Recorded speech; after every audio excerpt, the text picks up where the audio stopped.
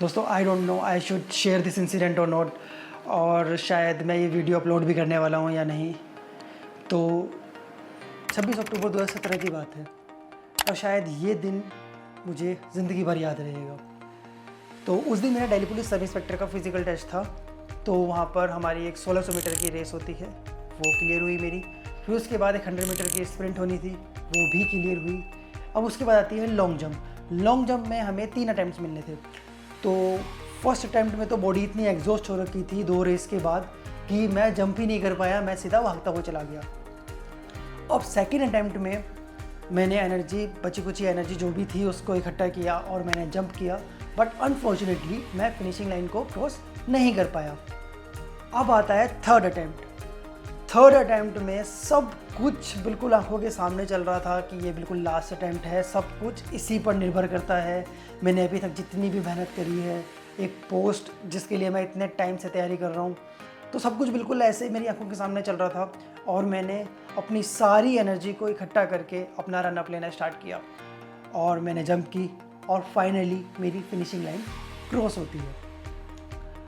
और मैंने जैसे ही फिनिशिंग लाइन क्रॉस हुई, मैंने फिर एक राहत की सांस भरी। मैंने कहा यार चलो फाइनली क्लियर हुई। तभी पीछे से एक आवाज़ आती है, आउट। अब ये सुनते ही मुझे मतलब घबरा गया बिल्कुल, मैं जिसे कहते हैं। मैंने एक लड़खड़ाती सी आवाज़ में पूछा, मैंने कहा सर क्या हुआ? तो कमांडेंट सर ने बताया कि आपने जहाँ से जंप करना था, जो इनिशियल लाइन थी, आपने वही क्रॉस कर दी। अब ये सुनते ही मेरा वहीं पे ब्रेकडाउन होना स्टार्ट, मेरा वहीं पे रोना निकल गया। और मुझे फिर कमांडेंट सर ने बुलाया।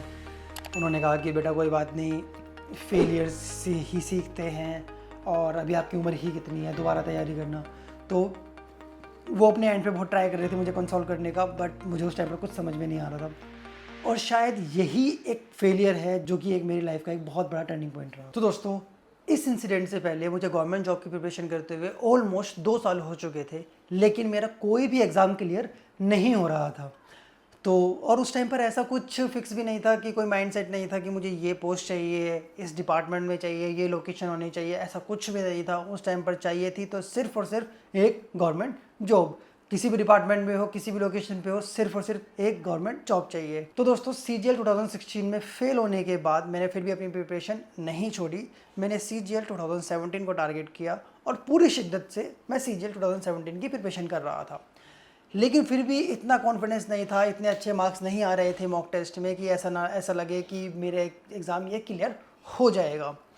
तब मुझे पता चलता है कि दिल्ली पुलिस सब इंस्पेक्टर के फॉर्म्स आउट हुए हैं और मुझे उसी टाइम पर पता चला कि सब इंस्पेक्टर की जो रिक्रूटमेंट होती है वो CPO के थ्रू होती है और CGL और CPO का सिलेबस ऑलमोस्ट सिमिलर है। तो मैंने कहा चलो यार एक बार ट्राई करके देखते हैं, एक बार एग्ज़ाम देते हैं। तो मैंने SSC CPO का प्री का एग्ज़ाम दिया। एग्ज़ाम काफ़ी अच्छा गया, तो थोड़ी सी होप बढ़ी कि मैंने कहा यार शायद प्री का एग्ज़ाम क्लियर हो सकता है। अब आंसर की आती है, अनऑफिशियल आंसर की से मैंने अपने मार्क्स टैली किए तो मेरे अराउंड 150 मार्क्स बने, तो जो कि उस टाइम के हिसाब से काफ़ी अच्छा स्कोर था।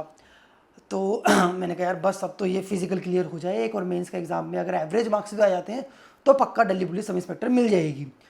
तो मैंने अपने पूरी एनर्जी, सब कुछ, मैंने अपना सारा अटेंशन सिर्फ और सिर्फ फिज़िकल की प्रिपरेशन में लगा दिया और CGL 2017 की प्रिपरेशन को साइड कर दिया। अब मेरा टारगेट क्या होता था कि मुझे सुबह शाम 2 टाइम पर सिर्फ पार्क जाना है और बाकी के टाइम पर अपनी बॉडी को रिकवर करना है। और मैंने इस टाइप से अपने ड्रीम्स, अपनी इमेजिनेशन इस टाइप से उनको क्रिएट करना शुरू कर दिया था कि मुझे सिर्फ और सिर्फ वही दिखता था कि मुझे दिल्ली पुलिस सब इंस्पेक्टर बनना है।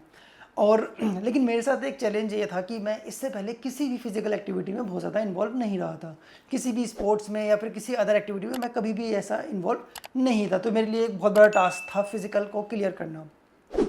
लेकिन फिर भी जितने मेरे पास 3 महीने, 3.5 महीने का टाइम था, मैंने अपने जो है एफर्ट्स इसमें झोंके और मैंने अपनी पूरी प्रिपरेशन ज़ोरों शोरों पर रखी बहुत अच्छे से। और धीरे धीरे टाइमिंग्स इंप्रूव होने लगी, रनिंग की टाइमिंग्स आने लगी, लॉन्ग जंप, हाई जंप सब कुछ होने लगा, तो कॉन्फिडेंस और बढ़ने लगा।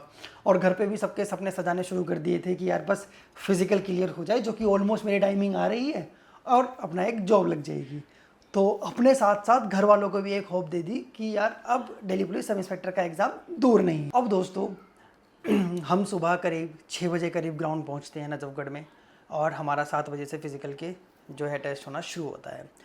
तो सबसे पहले हमारी 1600 मीटर की एक रेस होती है, वो 6.5 मिनट में कंप्लीट करनी थी, वो मेरी 6 मिनट में कंप्लीट हुई। तो कॉन्फिडेंस बढ़ा कि चलो सब कुछ ईजी है, हो जाएगा हो जाएगा। कॉन्फिडेंस थोड़ा सा बूस्टअप होना शुरू हुआ, क्योंकि उससे पहले तो बहुत ही ज़्यादा घबराहट हो रखी थी। ठीक है, फिर उसके बाद होती है एक 100 मीटर की स्प्रिंट, वो भी क्लियर हुई, जो कि 16 सेकंड के अंदर कंप्लीट करनी थी, वो भी क्लियर हुई। कॉन्फिडेंस और बूस्टअप होना स्टार्ट हुआ कि चलो हो जाएगा हो जाएगा। अब उसके तुरंत बाद थी लॉन्ग जंप, और लॉन्ग जंप में मुझे स्टार्टिंग से कहीं ना कहीं थोड़ी सी प्रॉब्लम होती थी। मतलब 13 फीट तक भी फिर मैं आराम से कूद जाता था, और हमें वहाँ पर 12 फीट कूदना था। तो ये था कि चलो बस ठीक है, अब लॉन्ग जंप करके फिर हाई जंप के लिए जाना है। अब दोस्तों लॉन्ग जंप के लिए जब हमें लाइन में खड़ा कराया गया, तो मेरा चेस्ट नंबर 1 था। तो दोस्तों मैंने जाके अपना रन अप लेना स्टार्ट किया, और मुझे नहीं पता था कि शरीर में इतनी स्ट्रेंथ ही नहीं बची है कि मैं जंप ही नहीं कर पाया, मैं सीधा भागता हुआ ही चला गया। अब फिर उसके बाद सेकंड अटैम्प्ट मिला। सेकंड अटैम्प्ट में मैंने जो भी एनर्जी थी मैंने उसको सबको इकट्ठा किया, और मैंने रन अप लेना स्टार्ट किया, और मैंने जंप किया, और अनफॉर्चुनेटली मैं फिनिशिंग लाइन को टच नहीं कर पाया। अब था लास्ट अटैम्प्ट, थर्ड अटैम्प्ट, और सब कुछ दिमाग में चल रहा था कि यार मतलब कितनी मेहनत करी है, और इसके चक्कर में मैंने अपने सीजीएल 2017 को भी कॉम्प्रोमाइज़ किया है, और ऊपर से मेरे तो सपने सपने प्लस मैंने घर वालों को भी इतने सपने दिखा दिए हैं। तो सब कुछ वो विद इन सेकेंड सब कुछ दिमाग में ऐसे चल रहा था बिल्कुल, और सब कुछ मतलब ऐसा लग रहा था कि बस ये क्लियर हो जाए तो मैं राहत की सांस लूँ। मैंने जितनी भी एनर्जी थी सब कुछ इकट्ठे करके मैंने अपना रनअप लेना स्टार्ट किया, और मैंने जंप की, और फाइनली मेरी जो फिनिशिंग लाइन थी वो क्रॉस हुई। मैंने एक राहत की सांस ली, और मैंने आँख बंद करके मैंने कहा यस चलो कंप्लीट हुआ।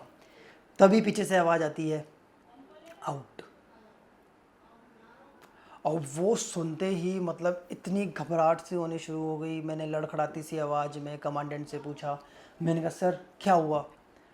कहते कि आपने इनिशियल लाइन जहाँ से आपको जंप करना था आपने वही क्रॉस कर दी। अब वो सुनते ही मतलब ऐसा लगा कि जैसे पैरों तले ज़मीन खिसक गई हो, और मेरा वहीं ब्रेक डाउन होना स्टार्ट हो गया। अब कमांडेंट सर ने बुलाया मुझे अपने पास, मैं उनके पास गया। उन्होंने कहा कि देखो बेटा आप यहाँ से, आपको यहाँ से जंप करना था और आपने इसको क्रॉस करके जंप स्टार्ट किया। मेरे को कुछ समझ नहीं आ रहा था, मैं बस बच्चों की तरह रो रहा था वहाँ पर। तो उन्होंने कहा, उन्होंने मुझे कंसोल करने का बहुत ट्राई किया। उन्होंने मुझे समझाया कि बेटा कोई बात नहीं, अभी तुम्हारी उम्र ही कितनी है, और कोई नहीं, दोबारा से तैयारी करना, दोबारा आना, फिर आना, अच्छे से प्रिपरेशन करके क्लियर हो जाएगा, इतनी बड़ी चीज़ नहीं होती, ये वो करके वो मुझे अपने लाइफ के एक्सपीरियंसेस सुनाने लग गए।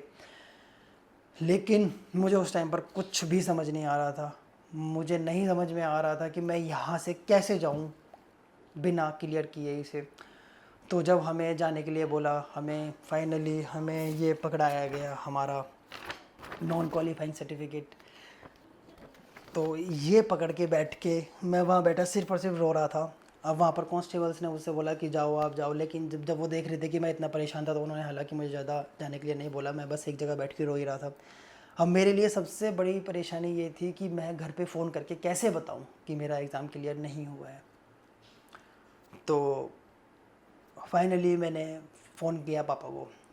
मैंने पापा को फ़ोन करके बताया। मैंने कहा पापा, रोते रोते बोला मैंने कहा पापा ये एग्ज़ाम क्लियर नहीं हो पाया, फ़िज़िकल क्लियर नहीं हुआ।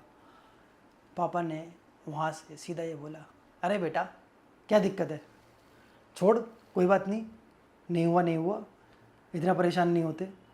कोई भी एग्ज़ाम, कोई भी पोस्ट तेरे से बड़ा थोड़ी ना है, क्यों परेशान हो रहा है ऐसा, घर आ। मैं सिर्फ कुछ नहीं, मैं सिर्फ रो रहा था। और पापा कहते हैं कि नहीं तो पता, मैं लेने आता हूँ। मैंने कहा नहीं पापा कोई बात नहीं, मैं आ रहा हूँ, घर आ रहा हूँ मैं।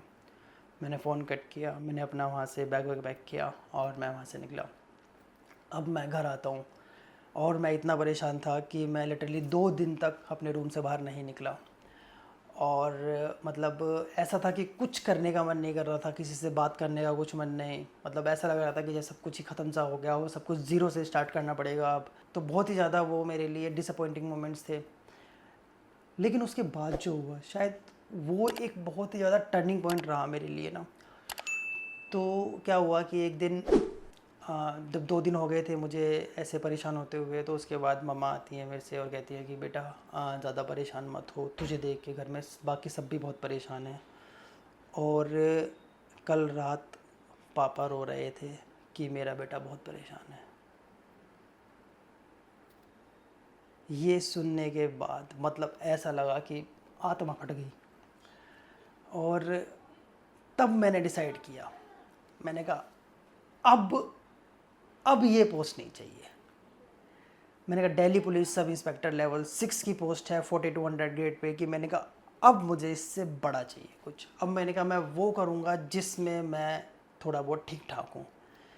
मैंने कहा पढ़ाई में मैं थोड़ा सा ठीक ठाक हूँ तो मैं पढ़ाई ही करूँगा और मैं CGL का एग्ज़ाम निकालूंगा। मैंने कोई बात नहीं, मेरा 2017 का एग्ज़ाम कॉम्प्रोमाइज़ हुआ है, मैं 18 को टारगेट करूँगा, लेकिन मैं अब पूरे एफर्ट्स जो है वो अपना इससे तो ऊपर वाली पोस्ट लेनी है मुझे। तो तब मैंने फिर पता किया, तब मुझे पता चला कि ESO के बारे में लेवल 7 की पोस्ट है 4600 ग्रेड पे की। मैंने अपने सारे एफर्ट, सारे जो भी मेरी स्ट्रेंथ थी, मैंने सब कुछ इसमें लगा कर अपना प्रिपरेशन स्टार्ट करी।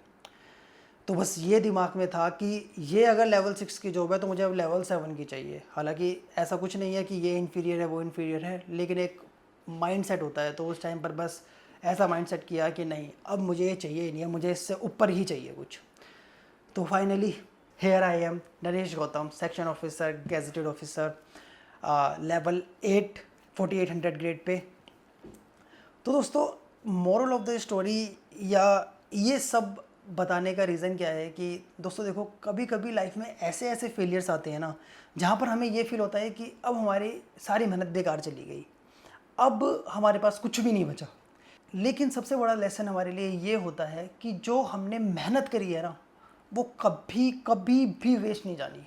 मतलब आपने अगर पढ़ाई करी है और आपका कोई एग्ज़ाम क्लियर नहीं हो रहा है तो कोई दूसरा एग्ज़ाम है जो आपके लिए है, जो आपके लिए ही बना हुआ है। तो बस कभी भी निराश नहीं होना है और अपने मेहनत करनी कभी नहीं छोड़नी है। अपनी मेहनत को अपना सब कुछ मानते हुए और अपना प्रिपरेशन करते रहो। आप किसी भी एग्ज़ाम की प्रिपरेशन कर रहे हो, अगर आपकी डेडिकेशन स्ट्रॉन्ग है ना तो सब कुछ क्लियर होगा।